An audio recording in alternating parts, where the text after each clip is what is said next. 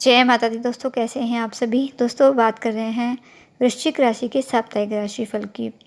बात करेंगे कि 8 जुलाई से 14 जुलाई तक का ये समय वृश्चिक राशि वालों के लिए कैसा रहेगा, कौन से दिन आपके लिए शुभ रहेंगे और कहाँ परेशानियां रहेंगी, और अगर परेशानियां हैं तो क्या उपाय आपको करने चाहिए, और इस सप्ताह कौन कौन से व्रत और त्यौहार आएंगे, साथ ही ग्रह स्थितियाँ क्या रहेंगी, तो इन सभी पर चर्चा रहेगी। और दोस्तों मैं आगे बढ़ूँ इससे पहले मेरी आपसे रिक्वेस्ट है कि अगर अभी तक आपने मेरे चैनल को सब्सक्राइब नहीं किया है तो प्लीज़ आप इसे सब्सक्राइब जरूर कर लें और पास में बने बेल आइकन को भी ज़रूर प्रेस कर दें, क्योंकि इससे आपको मेरी जो भी आने वाली नई वीडियोज़ हैं उनका नोटिफिकेशन मिल सकेगा। तो सबसे पहले इस सप्ताह में आने वाले त्यौहार जान लेते हैं। 8 जुलाई को संकष्टी चतुर्थी रहेगी और 13 जुलाई को श्रावण मास का दूसरा सोमवार रहेगा। 14 जुलाई को मंगला गौरी का व्रत रहेगा। और अब ग्रह स्थिति जान लेते हैं कि क्या रहेगी। तो शुक्र ग्रह आपके सप्तम भाव में है और मंगल आपके पंचम भाव में विराजमान हैं। सूर्य, राहु और बुध ये आपके अष्टम भाव में विराजमान रहेंगे और शनि आपके तीसरे भाव में विराजमान हैं। और गुरु बृहस्पति वक्री अवस्था में आपके धन भाव में केतु के साथ विराजमान हैं। तो ये तो थी ग्रह स्थितियाँ। और अब बात करते हैं कि आपके लिए ये सप्ताह कैसा रहने वाला है। तो सबसे पहले बात करेंगे 8 जुलाई की। 8 जुलाई को चंद्रमा आपके तीसरे भाव में रहेंगे, यानी प्राकरण भाव के चंद्रमा रहेंगे। तो चंद्रमा हालांकि शुभ स्थिति में है, लेकिन यहाँ चंद्रमा के साथ शनि भी तीसरे भाव में आपके प्राकरण भाव में विराजमान है। तो यहाँ बुध और शनि की युति होने से विष दोष बन रहा है। तो कुछ चीज़ों में यहाँ आपको विशेष सावधानियाँ बरतने की आवश्यकता रहेगी।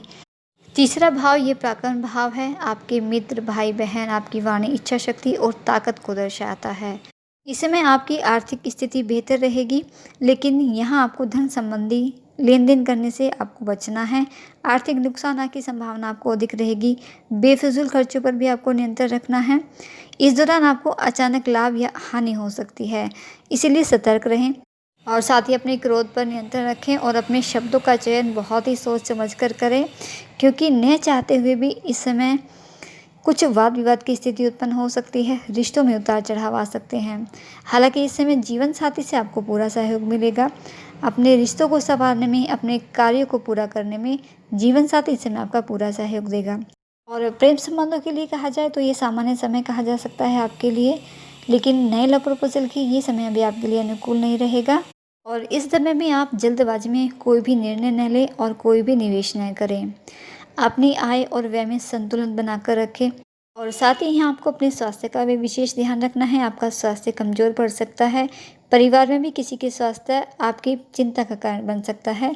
तो अपना भी और अपनों का, सभी के स्वास्थ्य का अच्छे से ध्यान रखें। विशेषकर खान पान पर विशेष ध्यान दें और अपने वर्क प्लेस पर भी सभी के साथ अच्छा तालमेल बनाकर रखें, आपको लाभ होगा। अपने क्रोध पर नियंत्रण रख पाएंगे, अपनी वाणी में मधुरता बनाकर रखेंगे तो आपको अपने कार्य में सफलता मिलेगी और सभी का सहयोग भी आपको प्राप्त होगा। लेकिन यहाँ आपको एक ध्यान रखना है कि सिर्फ शक के आधार पर आपको किसी पर भी कोई भी आरोप नहीं लगाना है। किसी से कोई भी झगड़ा आपको नहीं करना है, क्योंकि ये आपके मान सम्मान में कमी ला सकता है। बेफिजूल किसी से लड़ना, झगड़ना या आरोप लगाना भाई बहन और दोस्तों के साथ संबंध बिगड़ने की भी संभावना दिख रहेगी।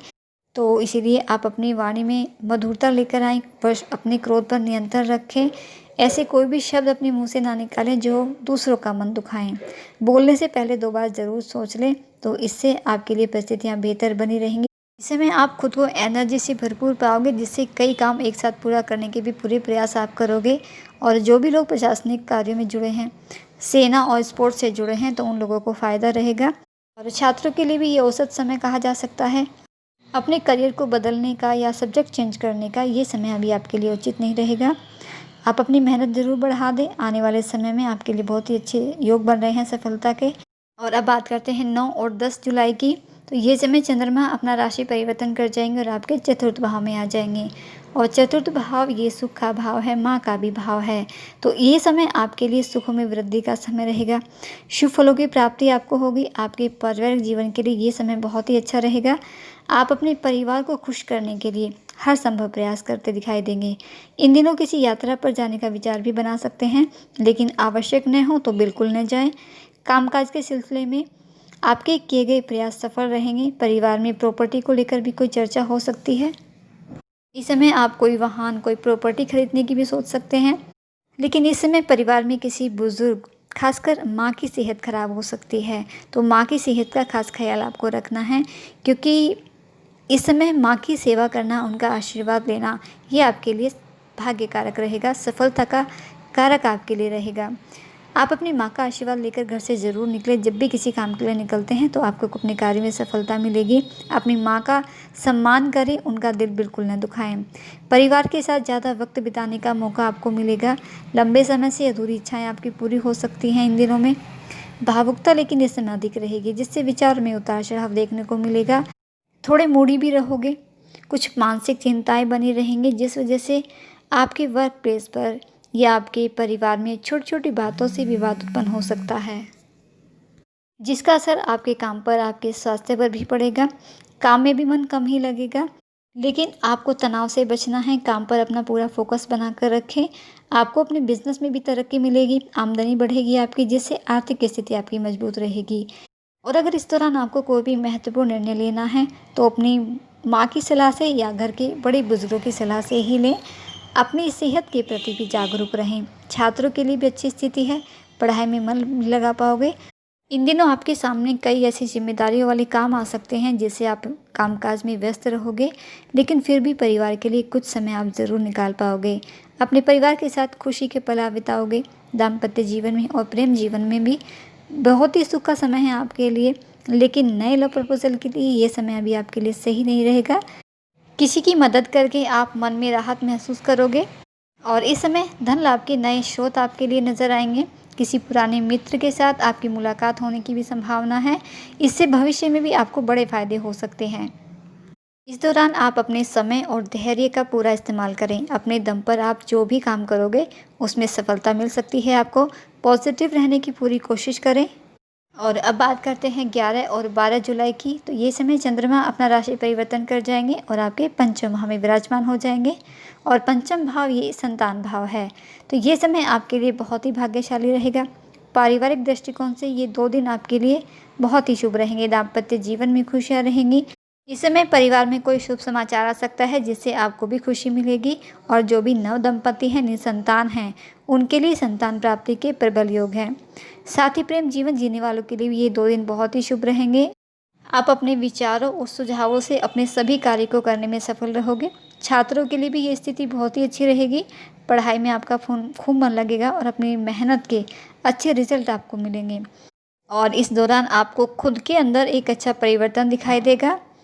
आप पहले से बेहतर प्रदर्शन करते नजर आओगे। जो भी नौकरी पेशा लोग हैं और स्थान परिवर्तन चाहते हैं या प्रमोशन चाहते हैं, तो उन्हें अभी कुछ और इंतज़ार करना होगा। हालांकि इन दिनों स्थितियां कुछ बेहतर होती दिखाई देंगी आपके लिए।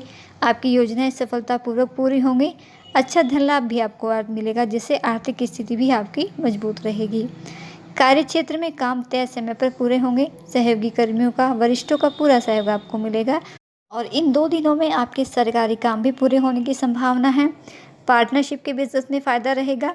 और पार्टनर की योजनाओं पर गौर करें, उनके निर्णयों को सर्वोपरि रखें, इससे आपको लाभ मिलेगा।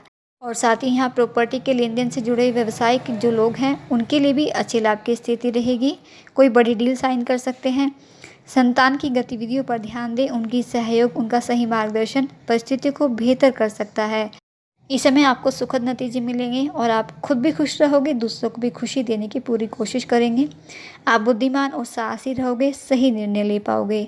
शिक्षा के क्षेत्र से जुड़े लोगों के लिए भी, जो भी एजुकेशन इंस्टीट्यूट, स्पोर्ट्स और मनोरंजन के क्षेत्र से जुड़े हैं, शेयर मार्केट से जुड़े हैं, तो अच्छी स्थिति है आपके लिए। निवेश फायदेमंद रहेगा। पैसा उधार देना या लेना, ये भी आपको मुनाफा देगा। ऐसे व्यापार से भी बड़ा मुनाफा रहेगा जहाँ अचानक पैसों का लेन देन होना है।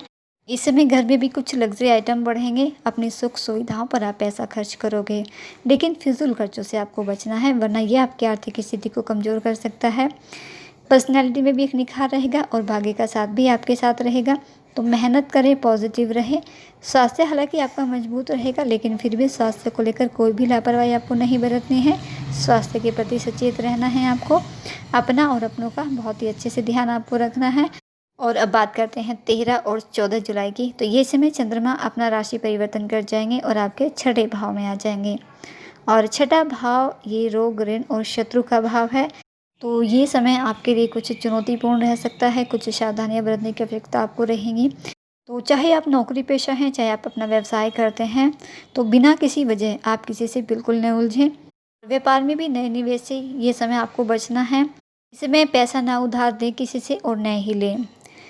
ये 2 दिन आपको बेवजह की मानसिक परेशानियों से आप घिरे रहोगे। मानसिक तनाव रहेगा, नकारात्मक विचार मन पर छाए रहेंगे और मानसिक तनाव के कारण निर्णय शक्ति में भी कमी आएगी। तो इससे महत्वपूर्ण निर्णय लेने से भी आपको बचना है। यदि लेना ज़रूरी है, कोई महत्वपूर्ण निर्णय पर पहुंचना आपके लिए ज़रूरी है, तो किसी अनुभवी व्यक्ति, किसी अनुभवी मित्र की सहायता से ही आप सलाह लें और उनकी सलाह से ही आगे बढ़ें। आमदनी के नए स्रोत आपको मिलेंगे, लेकिन आपकी आय तो बढ़ेगी, साथ ही आपकी फिजूल खर्च में भी बढ़ोतरी होगी। तो इसीलिए आपको अपने फिजूल खर्चों पर नियंत्रण रखना है, वरना आपकी ये फिजूल खर्च आपके लिए परेशानी का कारण साबित हो सकते हैं। यात्रा पर जाने का विचार है तो बिल्कुल टाल दें ये 2 दिन, क्योंकि ये समय आपके लिए यात्राओं के लिए भी अनुकूल नहीं रहेगा। मन उदास और क्रोधी स्वभाव हो सकता है और आपके क्रोधी स्वभाव के कारण पारिवारिक संबंधों में थोड़ी-सी कड़वाहट आ सकती है। तो इसीलिए अपने शब्दों पर, अपने क्रोध पर भी नियंत्रण रखें और अपने परिवार को पर्याप्त समय दें। उन्हें शिकायत का मौका न दें, उन्हें एहसास कराएँ कि आप उनकी फ़िक्र करते हैं।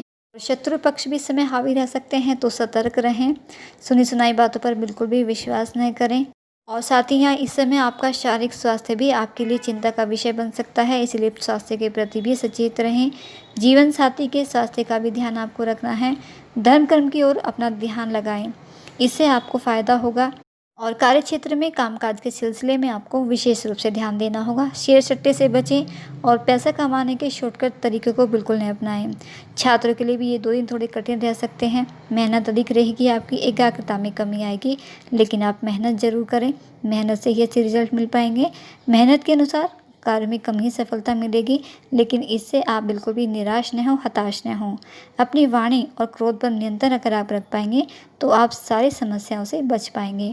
तो थोड़ी-सी सावधानी आप बरतेंगे, समस्या योजना बनाकर काम करेंगे और अपने जो भी चीज़ें आपको बताई हैं, उनमें आप सावधानी बरतेंगे, तो कोई परेशानी आपको नहीं होगी। और नकारात्मकता से दूर रहें, पॉजिटिव रहें, पॉजिटिव सोच के साथ आगे बढ़ें। गायत्री मंत्र का जप करें ज़्यादा से ज़्यादा। भगवान शिव का महीना है, भगवान शिव की आराधना करें। भोलेनाथ की आराधना करने से आपको सभी समस्याओं का समाधान मिलेगा। और ओम नमः शिवाय मंत्रों का जप करें, जितना भी आप कर सकते हैं उतने जप आप करें, तो इससे आपको अवश्य ही लाभ होगा। भगवान शिव आपकी सभी समस्याओं का समाधान करेंगे और आपकी सभी इच्छाएं पूरी करेंगे। तो दोस्तों, ये थी जानकारी आपके लिए सप्ताह के बारे में। वीडियो अच्छा लगा है, जानकारी पसंद आई है तो वीडियो को लाइक करके ज़रूर जाइएगा और मुझ तक अपना प्यार पहुंचाने के लिए कमेंट बॉक्स में एक ओम नमः शिवाय का जयकारा ज़रूर लगा कर जाइएगा।